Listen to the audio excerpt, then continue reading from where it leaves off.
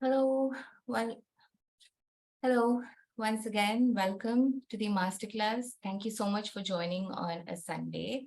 I was waiting for people to join in, and it's already 11:07. So let's get started. Before I get into the masterclass, I would request all of you to keep your audio muted at all times. You will be getting 10 to 15 minutes towards the end of the session to ask me any questions you might have.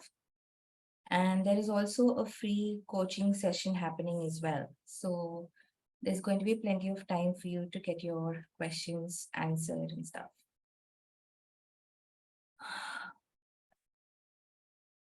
All right. So for those of you who are completely new and don't know who I am or started following me on Instagram recently, uh, hello, my name is Nilofer. My loved ones call me Neelu. I'm currently a marketing coach and also a digital marketing agency owner. I was living in Dubai before moving to Cochin, and I was there for nearly 2 decades. I did my higher studies, my bachelor's and master's in Dubai, actually. I moved from Kannur to Dubai when I was in 12th grade, after finishing 12th grade, and then I did my bachelor's and master's from Dubai. And then later on, I started a business. I had tried out different things. Pretty Paper Studio, a lot of people think is my first business, but it isn't. And so, yeah, Pretty Paper Studio was born when I was a mother of two at the time. And I was able to leverage Facebook, Instagram, YouTube, um, blogging to successfully establish Pretty Paper Studio and art retail store. It started out as an online store and later had a physical store as well. And I was able to scale it to a six-figure business in UAE dirhams in just 3 years. I started with my savings and a small loan from my mother, which I then paid back. So I literally bootstrapped it and scaled it to a well-known brand in Dubai, using mostly digital marketing, of which Instagram takes the focus or the spot because Instagram is my strong point. Through my Instagram account, I was also able to secure commissions. So I am a calligraphy artist as well. So I was able to work with plenty of brands like Prada, HSBC Middle East, Abu Dhabi Tourism, Mac Arabia. I also taught over 40 workshops, offline workshops around the UAE, mainly in Dubai and Abu Dhabi. And I was able to do all of this uh, through social media and, like I said, mainly Instagram. Now I live in Kochi. Kochi is a metropolitan city in Kerala, in south of Kerala. I'm originally from a district called Kannur, which is north of Kerala. So I'm living alone here with just my children. I'm recently divorced, or the divorce proceedings are still going on, but I just consider myself divorced anyway. And last year, June of 2022, I established a digital marketing agency called Neelu and Co. And in just over a year of Neelu and Co.'s starting, we've been able to sign 30 plus clients. And again, these clients mainly came through my Instagram account. Apart from all of this, I've been coaching, mentoring, consulting business owners since a long time. The very first Instagram marketing workshop that I did was back in 2015 in Dubai. Again, it was an offline workshop. So I've been teaching, consulting, coaching, mentoring since then. Now, one of the most commonly questions that I get asked, and I have done a lot of live sessions actually on this topic. I have also shared a lot of tips and hacks on my Instagram stories here and there. But this is still the most frequently asked question, and it is, how do you do what you do? As in, how do you manage time? How do you find time for everything? So now I am a mother of four children, and like I said earlier, I'm divorced as well, which means I am the only adult in the house. My children's father, he moved to Saudi in 2021, I think. Yeah, I keep getting the years confused. He moved to Saudi in September 2021. So since then, I've been solo parenting. And now, for the last year or so, I've been single parenting as well. But even before, like when I was married, um, when I had only two children and PPS was still a baby, people were constantly asking me this. This seems to be a very recurring question. And given how many people have signed up for this masterclass and have joined us today, also shows that this seems to be a very popular topic, which is great. I have zero issues in talking about it. I am more than happy to impart my knowledge and experience to you guys. So, what can you expect in today's session? Number one, of course, all the time management and productivity hacks. Number two, I will be introducing my program, Creative Biz Accelerator. The fifth batch is currently accepting applications. So I would like to plug that for a bit. I won't take a lot of your time. Please don't worry. And then we'll have a free coaching session as well so that you can see me in action as a coach. Now, for the coaching session, I'm just telling you in advance, since there are quite a few people today, I will be taking only two business owners. And I would be taking only those of you who are willing to come, willing to switch on the video and talk to me face to face, because that is how coaching sessions are usually conducted inside my containers like CBA. And that is the best way I can coach you as well. I need to see your face, your expressions, and everything. I understand that it can be very intimidating to put yourself out there and be vulnerable and ask questions. You might think that your question is silly or stupid. There's nothing of the sort. Please remember that this is a judgment-free zone. You can ask me anything really related to business. I'll be more than happy to help you. But yes, you will have to come on video. Okay.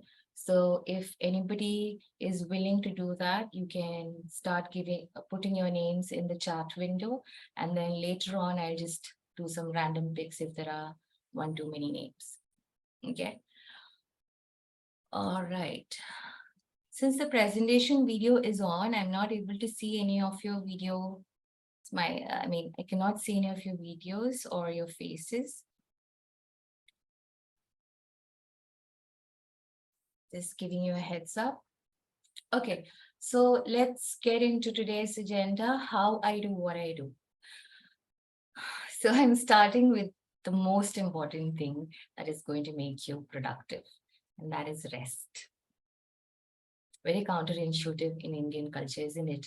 In Indian culture, we women are um, asked to or expected to be always on our toes, even when people are enjoying the festivities and having food and having a party, watching TV. We women are in the kitchen preparing food for everyone. Sometimes we get help from other members of the family, sometimes we don't. But there's always that expectation from a woman, daughter, sister, wife, mother, grandmother, whoever, the female members of the family, to do their best. And sometimes that best can feel like lifting a Mount Everest, so to speak. So my encouragement to you is to disregard all of that and make sure that you get rest. Now that rest could be 7 hours sleep every night. The rest could be taking 10 minutes, 15 minutes breaks here and there, because all of us are wired and all of us are built differently. We are also in different circumstances. So I don't know what your circumstance is. So depending on what phase of life you are in, my encouragement to you is to make sure that you are actually getting enough rest. It could also look like switching off from social media for 2 days every week. So Saturday and Sunday, you switch off from social media, you won't post any content. You're just going to Netflix and chill, or be a couch potato, or even if you prefer being in the kitchen and cooking for your family, do that. But what I'm saying is, whatever rest means to you, and I mean actual rest means to you, do that.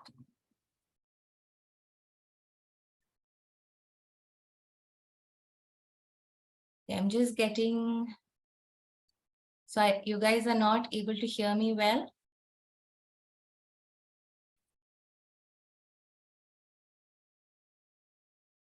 Okay, somebody is saying volume is okay, somebody else is saying volume is not okay. That means the issue is with your connection.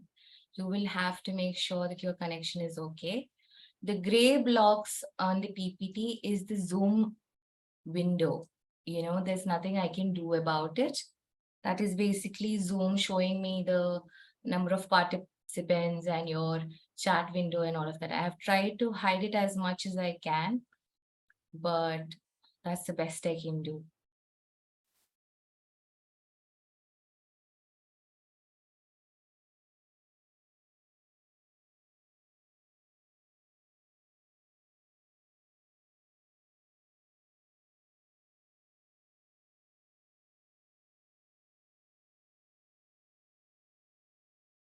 Okay. Okay, so most of you can hear, it means there's some issue with your internet connection. You can exit, make sure your Wi-Fi is connected and join the meeting again.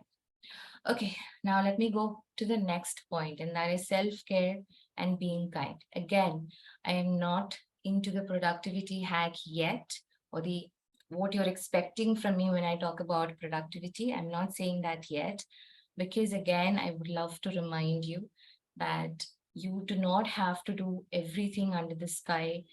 um, you are a human being. You have only two feet and two hands. There is only so much you can do in 24 hours. So be sure that you're kind to yourself. A lot of times we are very kind with our children. We're very kind with our parents, our spouses, our friends, but we forget to give ourselves that grace and kindness. So even on bad days, make sure that you are giving yourself grace and treating you like your own best friend.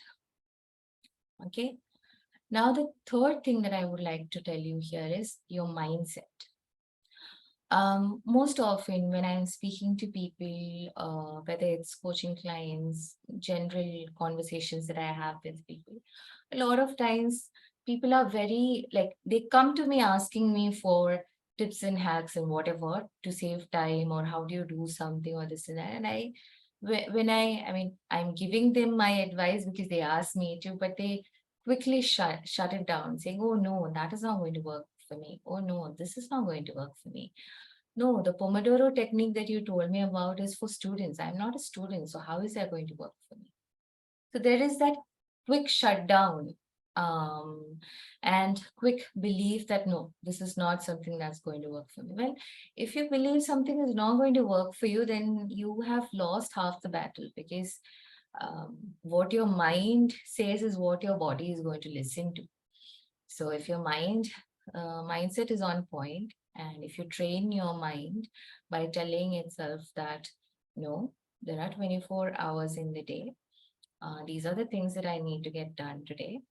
I will do my best. And if there are a couple of things that gets left over, then I will just move it to the next day, or, option B or whatever. So instead of shutting down yourself completely and saying that, no, this is not something I can do, or no, this technique is not going to work for me, train your mind to flip the script and believe in yourself and in your capabilities. Now let's move to the actual things that I do, the tangible things. So far, I was talking about intangible. Now let's talk about actual activities that you can do. The first thing that I would love to suggest and encourage you guys to make a habit, either every morning or every night. I prefer doing this in the morning, and that is to list down all the things that needs your attention. The reason why I do this is not to like, I mean, it's great to strike things off my list and look at the just didn't feel good about myself. That's, yes, that's there.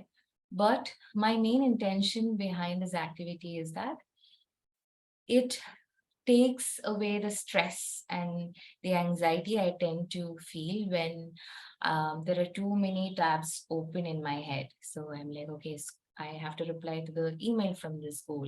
I have to reply to uh, the lady from, like, one of the moms who is friends with my kids. I have to reply to the DM. I saw the DM, but I forgot to reply. So now that DM is left to be replied. I have to get in touch with XYZ for so and so. I have to order chicken. I have to uh, call the plumber. I have to get this sorted, that sorted. So it's not just work, right? Most of you, I'm sure most of you are married, working women, or working mothers, because that's generally the people who join my classes. So it's not just the work that takes your attention or needs your attention. You have children, or you have family members, you have all sorts of things needing your attention, which means when you keep everything in your mind, our mind has a funny way of making everything look bigger and feel more tougher than what it actually is. Which is why when you write things down on paper, actual paper, pen and paper, and you look at the list and you're like, oh, okay, this isn't as difficult as I was thinking. I can get this done. So brain dumping first thing in the morning is something that helps me declutter my mind and have a clear focus on what needs to be done for that day and what I can move for later. I'm a big believer in using pockets of time. When I say pockets of time, what I mean is I do not, honestly, I do not have the luxury to set uh, all of Sunday for something or all of Saturday for something. I cannot do that at this point in time in my life. Maybe when all four are in college or all four of my kids are completely grown up, maybe then.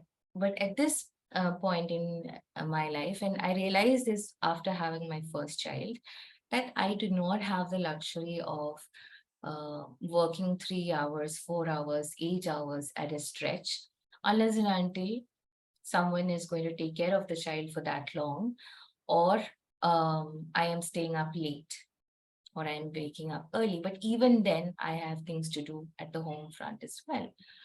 So now what I do is I do something called time blocking, or I personally prefer to call it pockets of time. Basically, I would set out to do just one task. I do not multitask anymore. Um, I know we women are known to be multitaskers, and a lot of us take a lot of pride in multitasking, but I do not multitask. I have an exception for this, which I'll tell you about. But in general, I do not multitask. I do focused work. So let's say I sat down to do this presentation, to design this presentation. So I made this at 7 in the morning today. I already had a skeleton in place, but the actual designing I did at 7 in the morning. So that is generally when my house is a little quiet. My youngest wakes up with me. He's always the first to wake up, but I gave him some coloring pens and I kept him on the side, and I switched on some music, and I got the presentation done in like what, 20, 30 minutes max. Because I was doing focused work. I was not focusing on anything else. I didn't worry about breakfast. It's weekend. I don't have to prepare lunchbox or anything. So I use that gap of time to do focused work. Now, generally on a working day, like on a weekday, how I would do this is I would do focused works for, let's say, 30 minutes, and then I would take a break. I can't sit on my chair for like 2, 3 hours at a stretch. It hurts my back and I don't like it either. So what I do is I will do something, come sit on the laptop to do something. I have a clear intention on what I need to get done. I get it done, then I just either walk around, or if I'm working from home, I go to the kitchen and get something done, or I just go to my bed and lie down and give my back some rest, because my day usually starts by 5 in the morning. And by the time my children are out of the door for school, it's like I've run a marathon. So I would probably give my body some rest. Of course, that's a perk that comes with working from home. But from when I'm working from office space, we recently moved to a co-working space, and it's long. It's like a rectangle. It's designed in such a way where the corridor is long. So what I would do is I would just walk the whole length once to the entrance and once back to the back end, and then come back to my seat again. So that would be around 5 to 10 minutes. I would take my time and just simply go for a stroll, and then I would come back again. This is you can consider this the Pomodoro technique as well. I don't know how many of you have heard of Pomodoro technique. If you have, you can let me know in the chat. Pomodoro technique is Pomodoro is Italian for tomato. And back in the day, there used to be these timers, these oven timers that we use in the kitchen in the shape of a tomato. So students were taught to set the timer for, let's say, 20 minutes, and they would do this focused study for 20 minutes, and the timer would go off. They would take a break, then another 20 minutes, timer would go off, take a break like that. And I think after the fourth interval of 20 minutes, I think they go for an hour stretch or something. I don't remember the technique exactly, but this is what I am doing is pretty similar to that. If you want to Google, you can Google about Pomodoro technique. Okay. So basically what I'm trying to tell you here through all of this is that someone has said that they have tried doing Pomodoro technique but not successful. It's all about building habits. You have to, like, if something doesn't work for you the first try or the second try, you go back and try again. It's about building habits. So yeah, coming back to time blocking, what I'm trying to tell you here is that stop multitasking. Okay, we are so prone to multitasking. Stop doing that and do focused work, and you will be surprised at how much you can get done in 20 minutes or 30 minutes. You will be like, 30 minutes में क्या होने वाला है? What can I do in 30 minutes, or what can I get done in 20 minutes? But you will be surprised. And I follow this rule in my kitchen as well. So when I am, let's say, making curry, or let's say I'm cooking breakfast, that is all that I focus on. In between breakfast, I do not run to somewhere else and do something else, or go get my washing machine loaded or unloaded, nothing of the sort. When I'm cooking, that is all that I am focusing on. And when you hear this for the first time, you'll be like, no, but can't I like make use of some time here and there in between and get something else done? You can. But what happens is you sort of start feeling like a headless chicken. You are all frazzled running from one point of the house to the other point, or from one task to the other task. And then you can't even remember what was it that you actually started doing in the first place. Okay. Now, the exception to this rule is if I am, let's say, doing some mundane work that doesn't really require my focus, or something that I've done like 100 times, um, then I would switch on a podcast and listen to a podcast as well. Why? Because if the podcast is on, I have to listen to the podcast as well while doing the work. But if I'm doing something that is very specific and needs my all of my attention, then listening to the podcast is actually going to affect me adversely instead of helping me get the work done. I can listen to a podcast when I'm going for a walk, or when I'm at the gym, or when I'm working out, I can listen to something, right? But if I am doing something that requires 100% of my attention, then listening to a podcast at the same time is not a great idea. Okay. Now let's move to the most the most asked question and the most popular question in my DMs every time I share my cooking process or recipe or anything, and that is, how do you meal plan and prep? Now, before I get into this, I don't know what your life circumstances are, but I would like to tell you that you do not have to be meal planning and prepping only if you have 4 children or if you are divorced and single, nothing of the sort. Meal planning can be done whether you have 2 children, whether you have one, whether you have no children, you live alone, you live with only your spouse at the moment. It doesn't matter. This is something that can work in your favor, not just from a time management perspective, but also from the perspective of eating healthy or eating home cooked meals and not relying on outside food all the time, or like reducing the number of takeaways and deliveries. And it helps you save money as well, because you tend, when you meal plan and prep, you tend to use everything that you get from the grocery. Otherwise, a lot of times fruits and vegetables sort of get ignored and dumped in untouched corners of the fridge and freezer. That can be reduced through meal planning and prepping as well. Okay, now before I get into this second, you guys.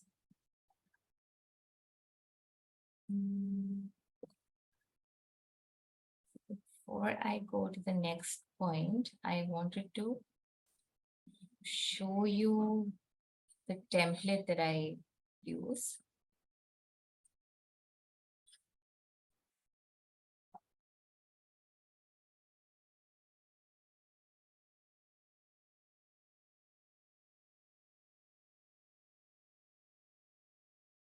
I will be emailing you an empty template that you can use for yourself if you like, along with the recording of this video, of this masterclass.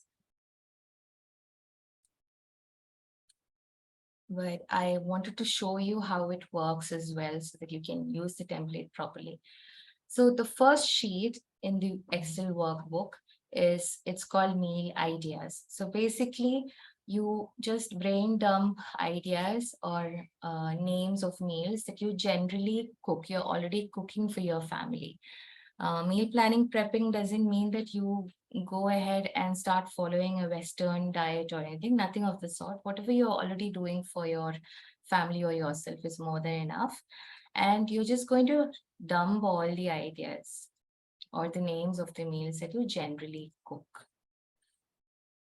Okay, so in mine, you will find a mix of all sorts of things because I have children at home and I like to give them a good mix of different cuisines so that they grow up eating all sorts of things. So this is the um, first sheet that you will find in the workbook. Then the next sheet is where the planning actually happens. Okay. So from these meal ideas, you're going to sort of copy paste or drag and drop the stuff that you plan to cook for different days. Okay.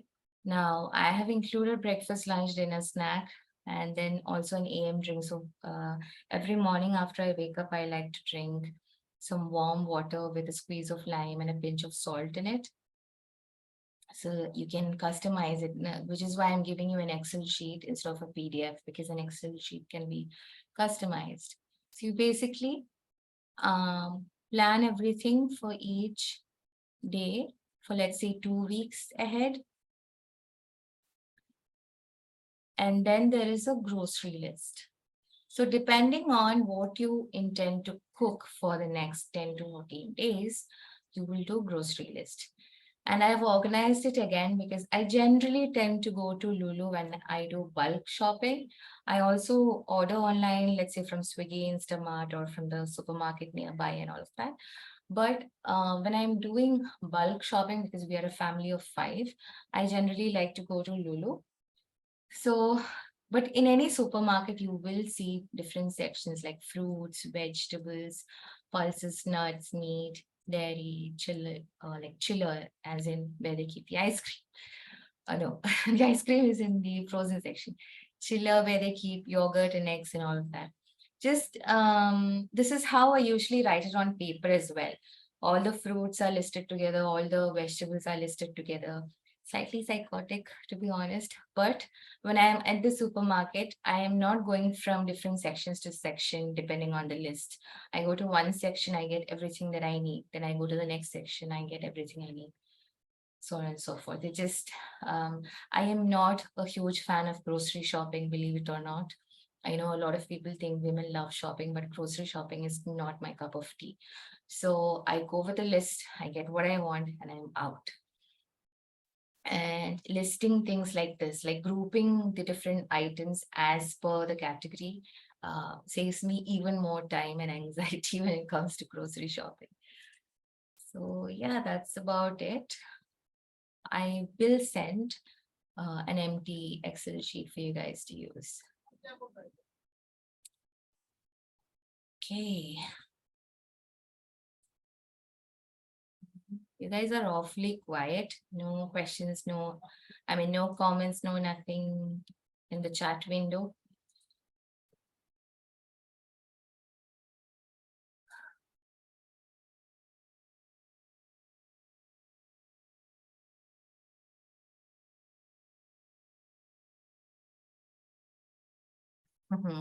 Dr. Isra is saying, keenly listening to you. Okay, so here's my plug about CBA. CBA or Creative Biz Accelerator is basically a 90 days coaching program. And currently it's on the 5th batch. So I've taught it 4 times already, and I'm accepting applications for the 5th round. So you can imagine how many times I've done this already. Yeah. So if you go to this page, Creative Biz Accelerator, this is the page that I've been linking on my Instagram stories and stuff. nilofer.com/Creative Biz Accelerator. You will find all the details about the program, testimonials, and other things. But I'm going to quickly walk you through. I won't take more than 5 minutes of your valuable time. So one of the questions that I get often in my DMs is, hey, can you tell me more about your CBA course, or how much is it for your online course, CBA? So CBA is not an online course, you guys. And I'm very passionate about saying this over and over again because CBA is a coaching program. So what is different from an online course and a coaching program? In an online course, generally what happens is you get access to a lot of videos. There might be like 100 videos or 20 videos, 30 videos, depending on what you have signed up for. And there will be some PDF files for you to download, and you're expected to do everything on your own. So you are joining a course to learn something, but also have some practical knowledge of putting those things into practice. And unfortunately, inside an online course, that generally doesn't happen. So in CBA, there will be education. That is, you will be getting trained in different areas through not master classes, live classes like the one that you're sitting in. And there will be a few pre-recorded classes, but there will also be support. So every week you will be having a live coaching call or a Q&A call where you can ask me anything, whether it's regarding the modules that you are learning or whether it's something that you're currently facing in your business and all of that. And there is also a private WhatsApp group. So you don't have to wait until the weekly coaching call to ask me anything. You can ask me in the WhatsApp group as well. And given that CBA, right now, the applications that I am accepting is for the group version, not the one-on-one version. So in the group version, you also have other small business owners or founders, solopreneurs, like you who are in a similar boat. So there's a lot of synergy happening in such groups. You can learn from them, they can learn from you. They might ask something that you didn't think of, or they might ask something that you thought was silly. So there is that support happening inside the group, and that kind of energy is not something that you will find inside an online course. Then there is, of course, accountability. Me as a coach, if you have read one of my testimonials, like client testimonials, someone has said that I'm a strict coach. And I wouldn't say I'm a strict coach, but I am strict about you getting results. So I will give you weekly homework, action steps, and all of that. I will be following up to see that you're actually putting things into practice. I don't want you investing your valuable time. Money, okay, money comes and goes. But I don't want you investing your valuable time and energy in signing up for CBA and then attending my calls and not doing anything. That's not what I want to happen inside my programs. Okay, so there is education, there is support, there is accountability. And what am I going to teach in terms of core modules? So these are the 6 core modules that is going to touch on different parts of your business. So although I'm a marketing coach, CBA is something that will help you in different parts. So we will start from the very scratch. It doesn't matter whether your business is 1 year old or 4 years old. You will start from a blank slate by vision boarding and goal setting. You will drill down on your niche and ideal client avatar because you need to know who your ideal client is so that you can create content or market your product in such a way. We will be getting into the psychology aspect of your money mindset and pricing. If you do not have a website, most of the people who join this program do not have websites when they join. So I will be helping you create a portfolio or a work with me PDF, depending on the kind of business that you own. Then, of course, the marketing side of things, content that converts, and then, of course, the sales side of things. Because what is the point of having a great product or service and creating content and generating traffic to your Instagram or YouTube or wherever, if you don't know how to convert leads into paying clients, right? So we touch upon all the major areas of your business, and you will come out of this program feeling extremely confident in yourself as a business owner and as well as an individual. Then there are also some pre-recorded mini trainings that will be scattered or dripped down into the program. I do not like overwhelming my clients, so everything is taken care of and well based. And these are some of the topics. I mean, these are the topics that I'll be giving you trainings on. But apart from these, you will also be attending live guest sessions by Rizwan or Riz Mango, you might know him as. He's also the CEO of Harrison Co Academy. He's a TEDx speaker as well. I mean, he does a lot of things. I didn't have enough space to write everything down here. Ritu is one of my oldest friends from Dubai. She's a brand strategist and she also owns a marketing agency like I do. Yeah, so both of them will be giving you guest sessions, live guest sessions as well. So there's a lot of things happening. It's I mean, me as a coach, I absolutely love what I do inside of CPA, and I love watching the transformation.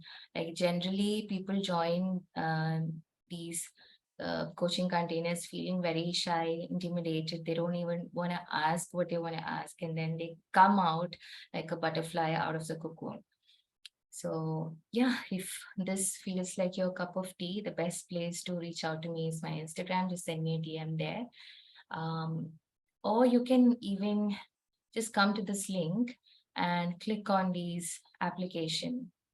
Last chance to apply, but these application buttons, the ones marked in yellow, will take you to the application form. I do not let in everybody in the program. I have a vetting process, and this application form is the vetting process basically. But if you have any further questions, just send me a DM on Instagram and I'll be more than happy to help. All right, so that's it in terms of CBA plug.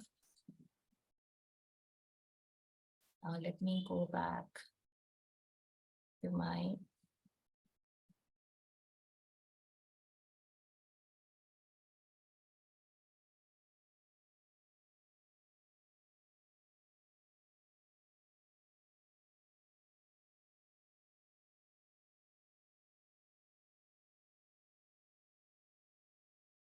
Just sharing my screen, guys. Okay. So we're done with meal planning. Now let's go to the next.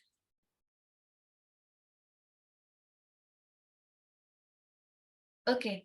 So meal planning and prepping is basically you are planning out your meals for the next couple of weeks, and then you're grocery shopping, and then you're coming back and you're cooking as per the uh, thing on your calendar, whatever you've decided for that particular day. Meal prepping also includes prepping your veggies. By the way, you guys, this is something that a lot of women in India do not do, and that is make use of your freezer. Oh my goodness, people here are literally ignoring their freezer. You know, your freezer is really good for what? Freezing vegetables and stuff. So, um, you can buy fresh pineapples. Okay, fresh pineapples, what I do is once I get a couple of them, I get two together, I come home and then I peel them, and then I cut them into little chunks, and I stash them in my freezer. I started doing this to have something quick to make whenever I have an unexpected guest or someone comes over. In Kannur, in North Kerala families, guests are like a big deal. We make sure that they are well fed before they leave our house. So there's always something in our freezers. So pineapple was something that I used to keep stock of. And I would quickly make juice. And one of the things that I love doing is adding some mint to the pineapple and either sugar or sweetener of your choice, some water, and you get absolutely lovely pineapple slushy kind of juice. Okay, this is what I started doing it for. But now what is happening is my children, they love eating frozen pineapples. So they would go and get the little chunks out. They will wait for a few minutes and then they would eat those pineapple pieces. So there are so many things that you can do. If you think about the frozen section in the supermarket, you find frozen peas, frozen corn, frozen mixed vegetables. I'm not a fan of buying mixed vegetables. I buy frozen peas and frozen corn, but mixed vegetables, I don't know, I don't like the way it tastes. So what I do is I get, let's say, beans and carrots, purple cabbages or regular cabbages, cauliflower, broccoli. I come home and I've shown my chichi, my house help, how to do it. We wash it in the vegetable wash. We make sure it's thoroughly washed. And then once they are dry, we chop them into tiny little chunks. And there are separate bags for them. And they are stashed in the freezer. And then why am I doing this? Because when my children are going to school, the tiffin, the lunchbox prep is happening at ungodly hours in the morning. In Dubai, the driver used to come at 6:40 a.m. Here, for one kid, it comes at 6:30. For rest of the kids, it comes at 7:45. So in the early hours of the morning, when the last thing you want to do is cooking, the last thing that you want to do is peel vegetables and all of that. So have some garlic and ginger chopped or minced and ready in the fridge, not the freezer. Have some vegetables chopped and ready in the freezer so that you can use use it right away. And vegetables don't take a lot of time to thaw. It's not like meat. You can put it in a small katori or a small bowl with some drinking like filtered water, and leave it for like 5 minutes and it's thawed. Or you can just add it directly in the cooking pan and the heat toss it. So this is how I do the lunch boxes that you see on my Instagram stories. Um, so that is meal prepping. Now let's come to batch cooking. So when it comes to batch cooking, I have written both content and food because this is a method that I use both in creating content and cooking food. So I know a lot of people are averse to cooking in bulk because they're like, it's not nutritious, it's not this, it's not that. Good for you. But I have a family of five, and my children are good eaters, mashallah, touch wood, which means if I didn't do these things, I will be spending all my day in kitchen, and I don't want to do that. That is not something that sits well with me. If you're okay with it, great, you do you. But for me personally, I do not want to spend every waking hour cooking, then cleaning those utensils, putting away those utensils, getting groceries, again cooking, again this, again that. So which is why I have trained myself and my children to being okay with eating repetitive meals.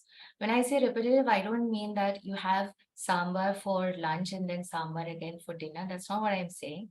But we all know sambar is like the best example for batch cooking. Every mother who cooks sambar, because it sort of comes out that way, isn't it? You have a lot of vegetables and lentils, and there's always enough sambar for at least 2 or 3 days. So do the same thing with other curries. So whether it's mutton curry or not fish, I don't do this with fish. Let's say chicken curry. When you make pizza or pasta sauce, I just made a batch yesterday. Um, Make extra. So let's say you usually cook with 1 kilogram chicken.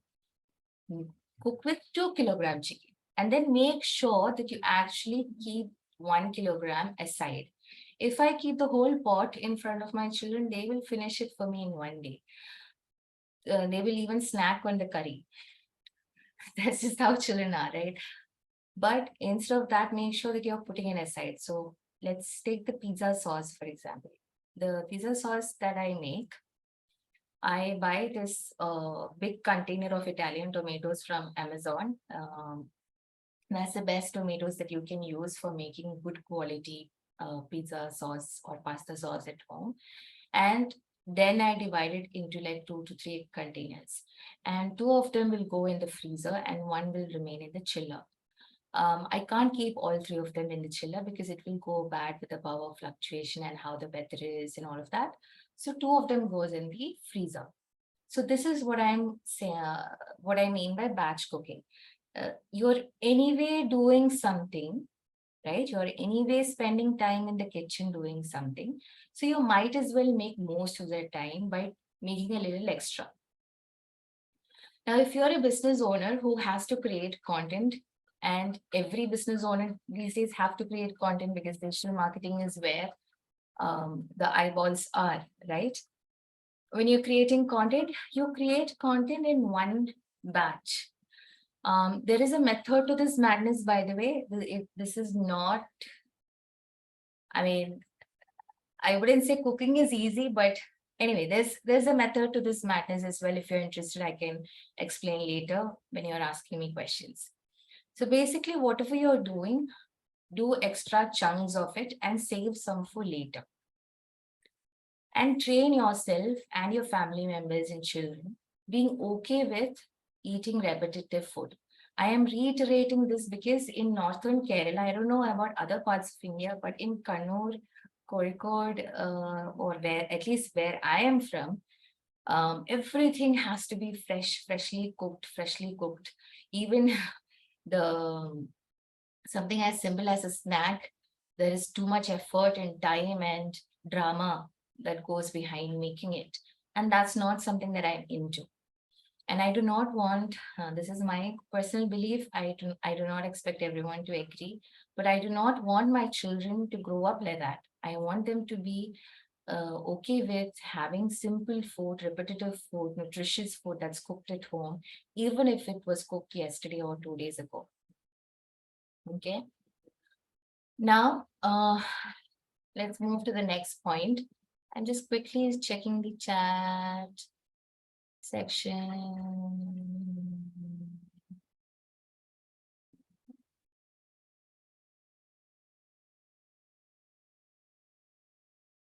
It's, okay. All right. Now let's move to the next one, and that is boundaries. Boundaries, the word boundaries is something that I didn't really know when I was married with two children and a business. I didn't really know what I was doing at the time was called boundaries until pop psychology became very popular on social media and the word was being thrown around. Even now, boundaries is a word that gets a lot of attention on social media. But basically, what boundaries mean is it doesn't mean you're being selfish. It doesn't mean that you're being rude to the other person or you're being callous about other people's needs. It simply means that you are communicating clearly and kindly that certain things has to be done in a certain way or you won't be available for, let's say, a family party or a get together on so and so date, or kindly telling your family members that they cannot visit without telling you first, without informing you first, because you're working from home. Because generally, when you're working from home, we people think we are just lazing around and doing nothing. We're just watching TV, and then they just come visit us out of the blue, and suddenly you're in the kitchen. Again, if you are from northern Kerala, you have to make sure that your guests are fed.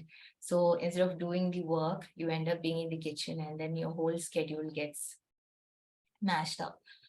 So boundaries are a great way for you to make sure that you're not getting overworked or overstressed on something that you do not want to do. And this can be different for different people. So I'll give you a few examples. One of the boundaries that I keep is with social media apps. The only reason why I am posting content on Saturday and Sunday this week is because I am in the middle of launching CBA 5. So I'm trying to get as much traffic and as much eyeballs as possible on my content. So this weekend is an exception. But generally, you must have seen me on Instagram stories. I sign out every Friday or at least latest by Saturday noon, and then I join back only on Monday. So I'm not posting any stories, any content. I generally do not reply to DMs as well. I also do not reply to DMs that come really late in the night. I reply to them the next day morning during working hours. Okay. So that is me setting a boundary with social media apps, but also with people who are trying to get a hold of me or access my time and energy, which I don't have during certain hours of the day. With family, like right now, I'm borrowing my son's room, and my children, they have seen me do these coaching calls and Zoom meetings and master classes so many times now. They have become used to it. But initially, I would tell them that Uma has a call or Uma has a meeting. You cannot keep coming and knocking my door. If you want something, like I would tell the younger ones, if you want something, ask your big brother or sister, and then they would just sort it out amongst themselves. And of course, I'm just a room or door away from them. So that is me teaching my children boundaries in the sense that I'm telling them when I'm at work, I'm at work. Okay. Boundaries with clients. This can be something as simple as setting work hours, so 9 a.m. to 6 p.m. or 10 a.m. to 6 p.m. or whatever, and then not replying to any calls, messages after that. This this tends to get very fluid when you're working with international clients and the time zones are different. But in general, this is a good way to set boundaries with clients. Some of the clients are very kind and polite and they won't barge into your personal space. But some clients will require several reminders. Um, Now I have a team, so I have to set boundaries with my teammates as well. I generally do not like someone in my, like, we have a very chill atmosphere at Nilu and Co. Um, I am okay with my teammates as long as they get things done. I'm not like you should be in front of the computer from 10 to 6 no matter what. As long as they get things done for that day, I'm okay.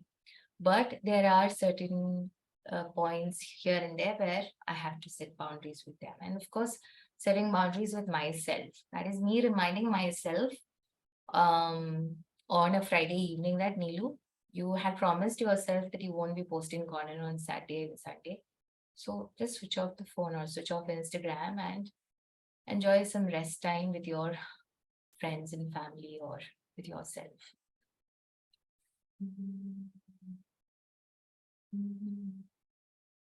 The next thing is have fun. Like have fun doing what you do, you guys. Put on some music. Um, Going back to lunchbox prep at ungodly hours in the morning, one of the ways I am able to do it is by just switching on some music.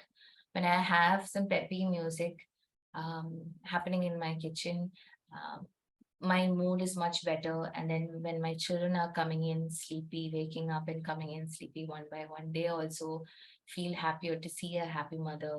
So whatever it is that works for you, do that. Enjoy the process.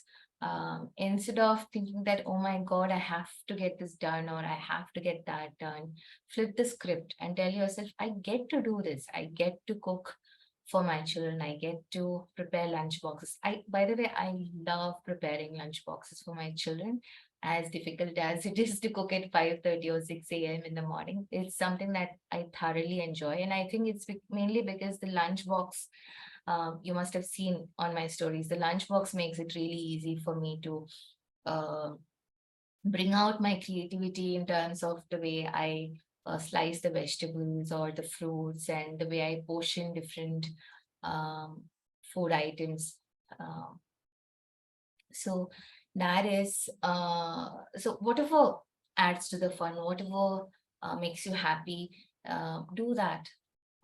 Don't just because you're doing something on a day-to-day basis doesn't mean it has to be mundane and boring. You can make it fun. We are on the last slide. Don't worry. We have only a couple more points left to go. So the next one is delegate, and this is a big one. This is a big one because people do not like letting go of control. Oh my goodness. People are like, no, if I hire someone, they won't do it the way I do it, or they won't do it the way I want them to do it, or they're like, I have to give them so many instructions and blah blah blah. Number one, there are actually better chances of you finding someone who will do it better than you. Um, Believe it or not, my children actually like the potato curry, the puri bhaji or the luchi bhaji. The bhaji that my chechi makes, my children actually prefer that over the one that I make. And I have zero issues with it. Like as long as they are fed a home cooked meal, who cares? Who cares whether the potato curry came from my hands or from her hands?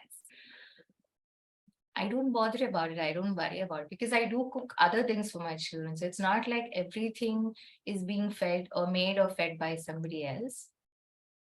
But what I'm saying is I'm okay with it. So you have to train yourself to be okay with that. And number two, um, sometimes people are like, I hired someone, but it didn't work out. I didn't like them or they didn't get what I was doing. I completely understand that. But getting a good team member or an employee is pretty much like finding a good gynecologist or a pediatrician for you and for your child. Um,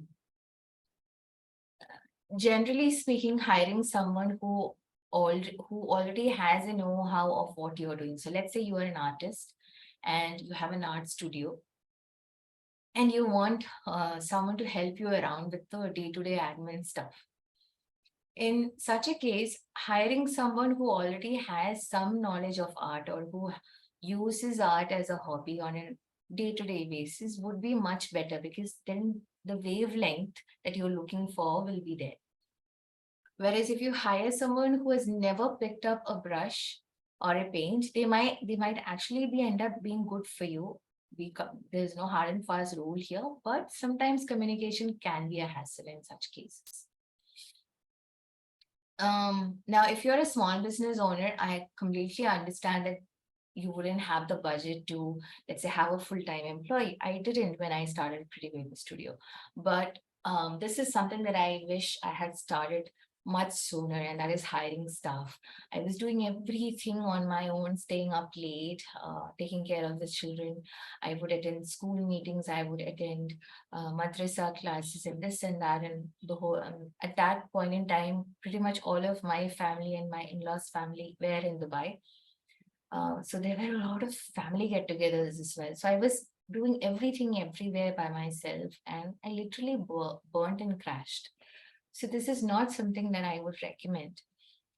And most of the time, when you start feeling that you need an extra pair of hands, it's already late. You must have hired someone at least 2 months before that. Generally, that's how it works. So if you can't hire a full-time employee for whatever reason, start with 2 hours, 3 hours per day or per week. Ask among your cousins. Maybe there is a fresh graduate among your cousins or your family members who's looking for an internship or just, quick money, pocket money. And if they have that energy and vigor to learn something new, and they have the technical know-how, which a lot of kids, not a lot of kids, which all the kids these days have anyway, it will actually make your life a whole lot easier. Thankfully, with Nilu and Co, I have been so whatever mistakes I learned during Pretty Paper Studio, I am making sure that I'm not repeating them with Nilu and Co. Doesn't mean that I started out with a large team, but I started out with a team. There were three of us when we started, two of us when we started, and in 2 months I hired the third person. So those two kids and me, the three of us are still with Nilu and Co. And now I'm adding more people as and when required. Okay. The next thing is have templates and system in place. Now, when I say templates, I don't just mean for work. I just mean like uh, let's say you work outside, which means you have to get ready every day in the morning, right? So I have this little basket where I have all my skincare products. So in the morning when I'm getting ready, I am not going through all sorts of things and trying to find my sunscreen or anything. Everything is in place. It's organized. Okay, so that is in the personal front. At the work front, now the presentation that you are seeing in front of you, I've used a regular Canva template. I didn't bother going into building a completely new presentation myself. I just used a Canva template. I then inserted the text that I wanted, typed out all the content, changed the color as per my branding palette, and voila, here I am in front of you. Systems in place. Again, at Nilu and Co and for my coaching businesses, there are certain systems that we have in place, which makes things easier for us. And there's also like it makes things for the person who is coming in later as well, not just the person who is currently working. To put this very simply, like work smarter, not harder, to put this very simply, you must have noticed how Mark Zuckerberg wears only gray t-shirt. It's not because he doesn't have the money to hire a stylist or an assistant to go get other kinds of clothes. He is making the process as simple as minimal because he doesn't want to spend time. He doesn't want to spend time every morning thinking, okay, what do I wear today? Right? So he is cutting short that time that is required to make that decision. And he is also, and this is my next point, making quick decisions. This is very important as a business owner, by the way. You have to train yourself to make quick decisions. As a business owner, you're constantly putting out fires. And if you sit if you sit too long on a fire, then the poor building is going to get burnt. Okay, so train yourself. I was actually saying this just 2 days ago to my teammate Akash. Akash has the habit of sitting too long on little things. He wants everything to be perfect, and I love him for that. He's a good kid, And I understand that he wants to put out the best work for Nilu and Co. But what happens is something that could be decided in a minute takes like an hour for him. And I have to keep reminding him that, we cannot attain perfection. You have to put out what needs to be put out. So learn to make quick decisions. So, again, let's talk about this presentation in front of you. I didn't go through hundreds of templates to choose one. I searched for minimal presentation templates. I went through like one or two and I picked one. Because you guys are here not to judge my graphic design. I hope not. You guys are here for the content in the class. That is what matters more, right? So learn to make quick decisions. Learn to move forward faster. Isra, I saw your hand. I will get to you. So, yeah, these are the 12 pointers that I can tell you that allows me to do what I do. Number one is getting rest. I'm not great at this, to be very honest. I don't generally sleep well, but I'm getting better. Self-care and being kind. I'm getting better at that as well. Mindset, my mindset is pretty much on point. I am good at staying motivated. I have bad days. That doesn't mean I'm a robot or anything, but yeah. Brain dumping. So every morning or every evening before going to bed, list down everything, use pen and paper. Because the act of writing, actually, my therapist has said this as well. Actually, sitting down and writing with pen on paper helps some chemical reaction in your brain or body. You can Google it.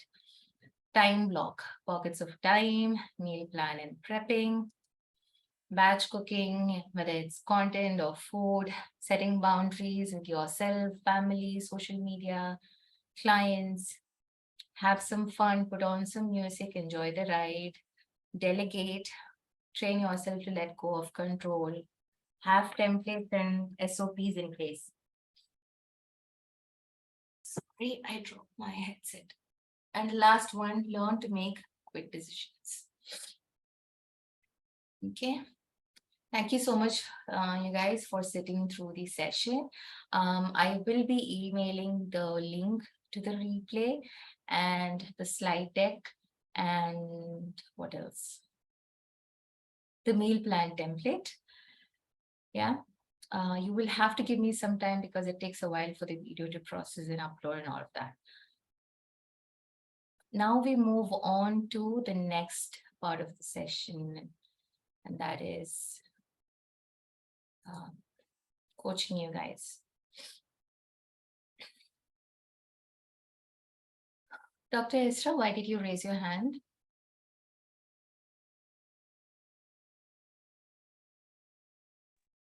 Good morning, Nilofer. It was nice to hear the first part of the session, and I really appreciate how you have put it out. So the last 2 points that you shared, right? Making quick decisions and having templates and strategies, right? That's what, yeah. So when you said quick decisions, right? I'm someone who usually takes time to decide because I want to make sure that I'm doing the right thing. And when it comes to personal and business, I know the take is different. I do understand that. But recently, I've also learned that sometimes you have to take quick decisions and push things into the market and get it on. So I think you've given me a reassurance, right, that I have to unlearn my previous pattern and pick up this new pattern in order to push myself as a, like whatever it is, an entrepreneur or a business, whatever it is. Okay. But I have a question here on this context is that quick decisions doesn't mean that you're not contemplating the pros and cons. It's not like nothing like that, right? Could you just explain a bit? It depends on, everything depends on the context, right? Nothing is black and white, whether personal life or business life, things are not black and white. So like I was saying, how my teammate tends to sit on certain things. The poor guy is sitting on, let's say we are trying to put out a carousel on Nilu and Co's Instagram, and he's mulling over the font or mulling over the color or those kind of things. And I tell them, you don't spend all day worrying about this. You have to put out the content and move on to the next thing. Same goes with my video editor. His name is Tony. Tony has the again, it's because they care a little too much, and I understand where it's coming from. But when I give him a video to edit, he tends to have one too many, I wouldn't say questions, one too many apprehensions about things. So in such scenarios is what I'm saying, learn to make quick decision and move on. Now let's say I'm approached by someone who needs digital marketing, and but they're asking me to do something that I've not done before for other clients, or their payment terms is slightly different from what I generally allow in my work. Those kind of decision I will take at least 2 to 3 days. I sit on it. I don't. I always tell the person, I need to think about it. Just give me some time. I will get back to you. So yeah, it depends on the Yeah, situation. it's contextual and it makes sense, right? Yeah. Okay. Yeah, thank you.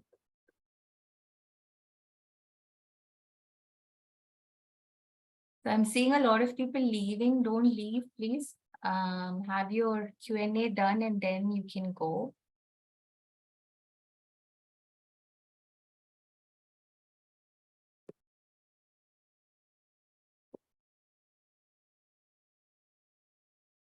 Is there anybody else who would like to ask anything? I will answer your question if you come on video.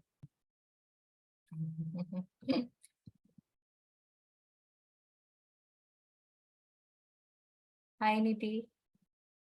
Did you want to ask something? Hi, Neelu. Hi. This is Yasmin. Hi, Yasmin. I'm Actually, looking. I quite liked the session. It was very useful. But as you can see, I'm on the road, having a lot of connection issues right here. Many questions, but a lot of connection issues. But I would like to thank you for the session Thank you so today. much. Thank you too. Basically, yeah. No, I'm not able to hear you properly right now. But just wanted to say thank you. Thank you so much. That's very sweet of you. Thank you. Joy has left some pointers about making decisions and what to keep in mind. Okay, Nidhi is asking, how do I create batch content? If you can share a little on that. I would love to, but Nidhi, can you come on video?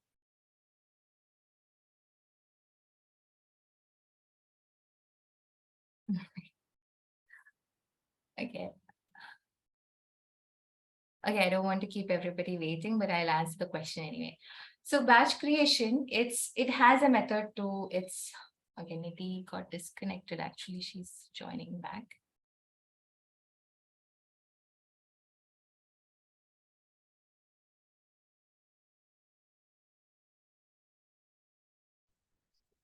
Hi. Hi, Can I Nidhi. say? Can I ask? Hi. Yeah, Okay, so yeah, when you said creating content in a batch, so like, yeah. how do we do that? Like reels, we have posts, or we have several things to, or maybe just send over your portfolio or profile or anything. So how do you do it? How do I create them in batches, like for a week or say few days or for a month? How do I do it? Okay. So batch creation, for me personally, when I started doing it, I was doing it for like 2 to 3 days at a time first. Then I started doing it for 7 days. Then I gradually increased it to for like 2 weeks, 3 weeks, and all. But I also have to tell you here that I've been creating content for a really long time. So it has become very second nature for me. However, when you're doing this for the first time, it can feel very intimidating and slightly exhausting as well. But the good thing about batch creating is that as a business owner, that is one less thing to worry about on a day-to-day basis. So the first thing that you have to do is, of course, you need to know who your audience is and what kind of content to create and all of that. I'm not going to get into that now because that's a masterclass on its own. But first, what you do is you do a little bit of research, and this is something that you can do on a day-to-day basis. Let's say you use your notes app, or you keep a journal or like a notebook where when you see something online, that you think can be used for your niche, you note it down somewhere. So let's say you hear a trending audio, which you feel can be used for one of your products. Nidhi, by the way, what do you do? You're on mute. Yeah, gifting. So it's basically gifting and things. Okay. Gift hampers. So, okay. So let's say yes, Fami, you can ask a question. Please make sure you wait until I finish here. So you have a gifting business, which is great. Let's say you come across an audio, a trending audio, which you feel you can use for your business to show your hamper or whatever.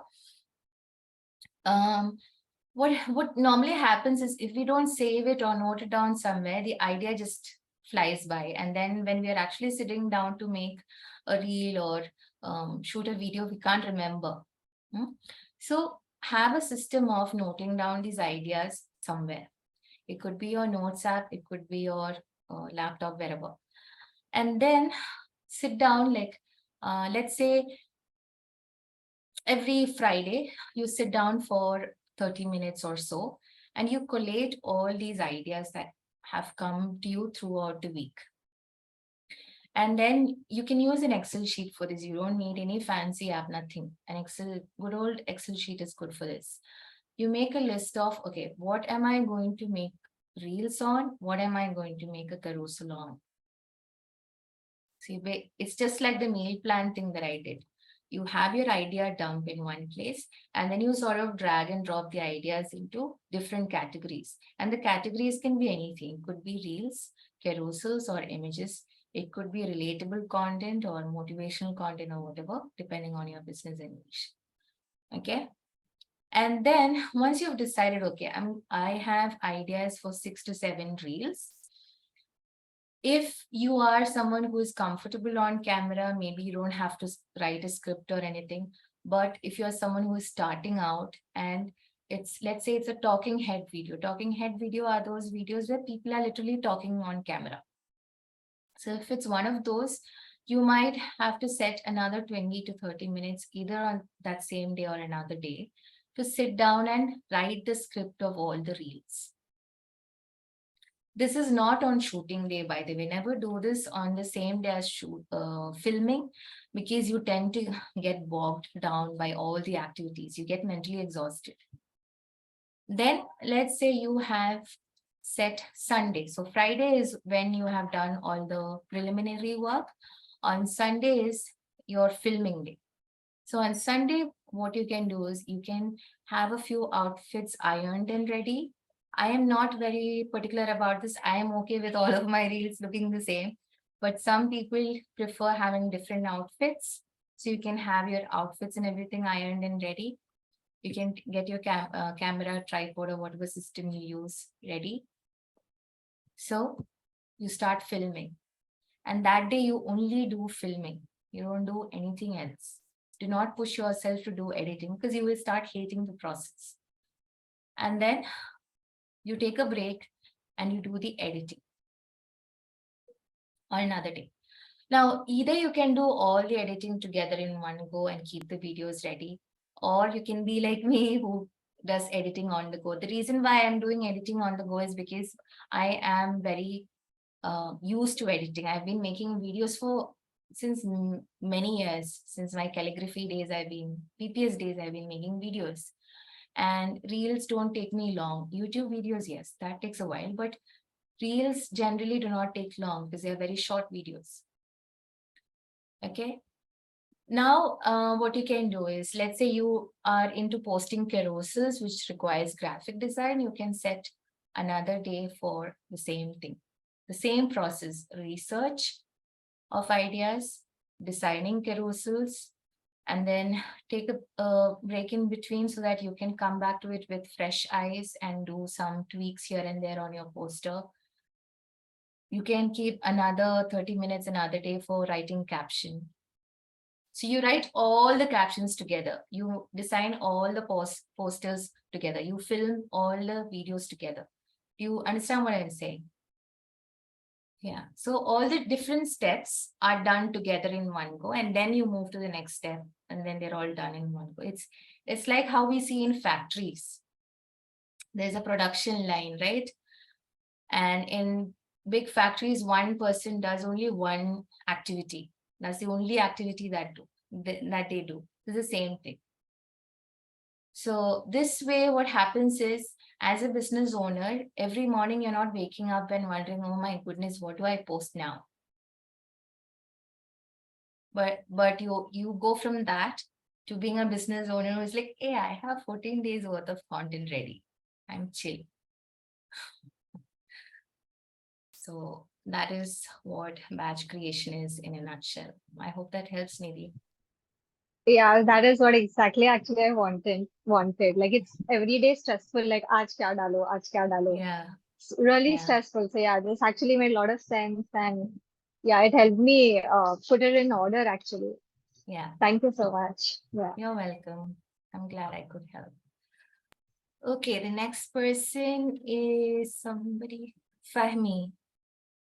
Fahmi Mohammed Ali had a question.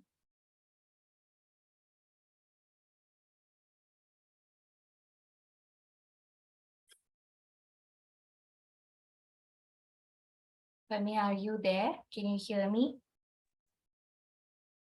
Uh, Hi, how are you? I'm I'm sorry, I got a call. It's Uh, okay. I couldn't attend.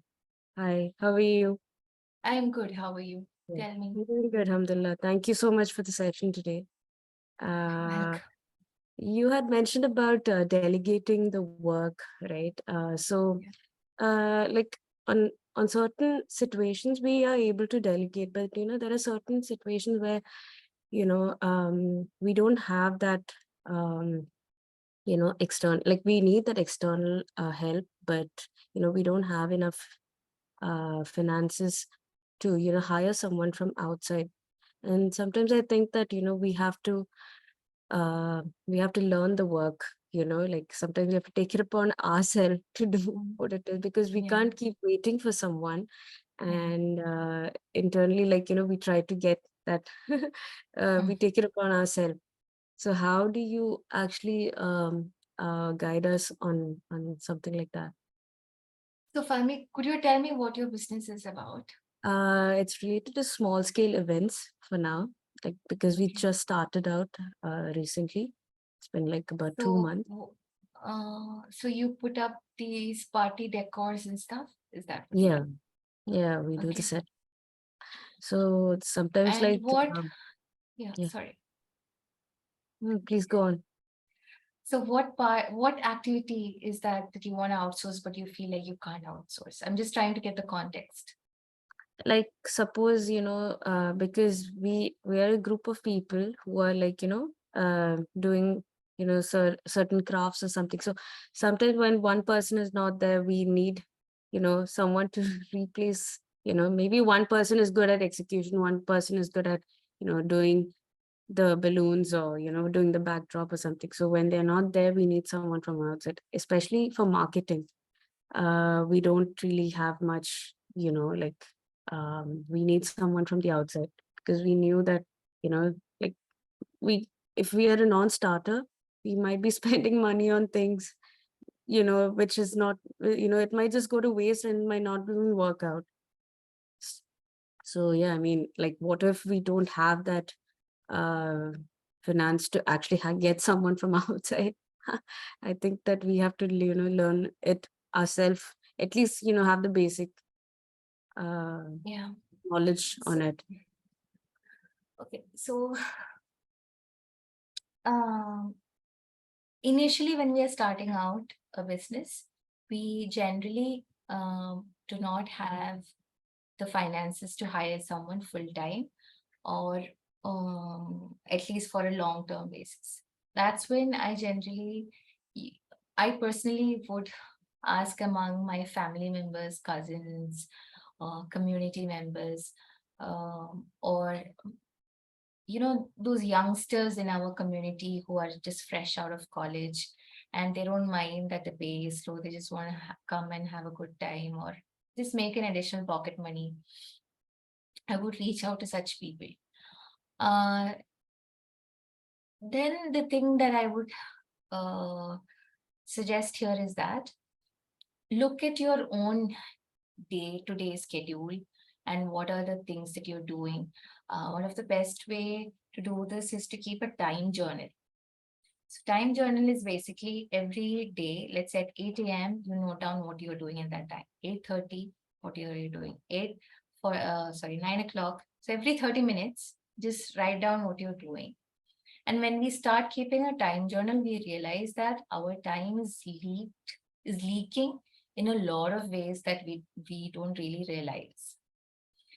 And then look at what are the activities that you can cut out of your day-to-day, what is not bringing any result for your business or your personal life. It could be either or. Okay. And sorry, just a second.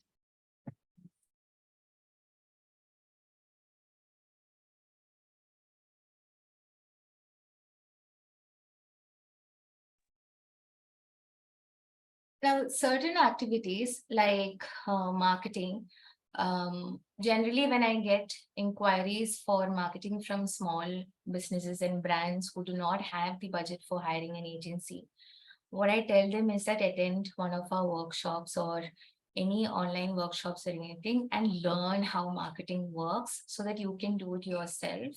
And you also feel more empowered when you have the knowledge for it. And I'm not saying this to plug any of my courses, but this is what generally helps.